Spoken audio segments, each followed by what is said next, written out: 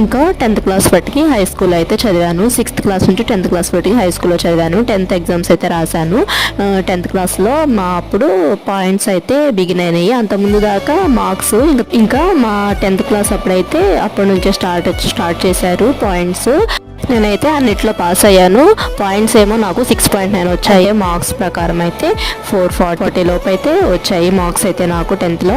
ఇంకా తర్వాత సమ్మర్ హాలిడేస్లో ఇంకా ఖాళీగా ఉండటం ఎందుకని చెప్పి పాలిటెక్నిక్ క్లాసులకు అయితే పంపించారు. 10th అయిపోయిన తర్వాత పాలిటెక్నిక్ 3 years అలా చదివితే తర్వాత వెంటనే జాబ్ వస్తుంది అన్నారని చెప్పి పాలిటెక్నిక్ క్లాసులో అయితే జాయిన్ అయ్యాను. తర్వాత ఎగ్జామ్ ఉంటుంది, 1 month క్లాసులు అయిపోయిన తర్వాత ఎగ్జామ్ ఉంటుంది. ఎగ్జామ్ కూడా రాశాను. ఎగ్జామ్స్లో ఎన్ని మార్క్స్ వచ్చినాయో నేను నెక్స్ట్ షార్ట్లో అయితే షేర్ చేస్తాను.